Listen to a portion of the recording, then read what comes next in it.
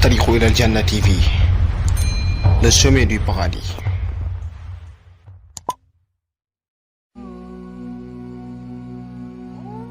asalaamaaleykum wa rahmatullahi taala wa barakatuhu.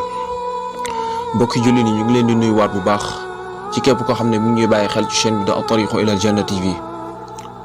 waaye tey vidéo bi du gudd insha allah ñu fas yéene indi benn leeral gu gàtt gu ndaw boo xamante ni ñu ngi ko jëlee ci Ibnu Abbas yàlla na ko suñu borom tabaraka wa taala gërëm mu ne yonent bi sallallahu alayhi wa sallam de saa yoo xamante ni daan na nekk ci njàqare dafa am ñaan goo xamante ni moom la daan wax muy ñaan gii ñuy bëgg a tudd laa ilaha illa allahu al-azim al-halim laa ilaha illa allahu rabbul arshi al-azim laa ilaha illa allahu rabbus samawati wal ardi rabbil arshi al-azim.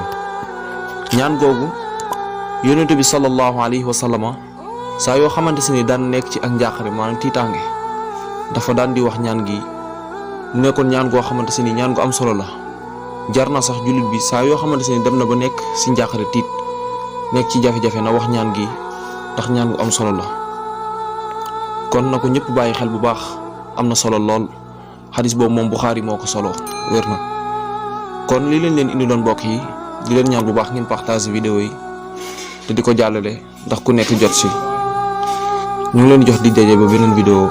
wassalaamu aleykum wa rahmatullahi wa barakaatuhu.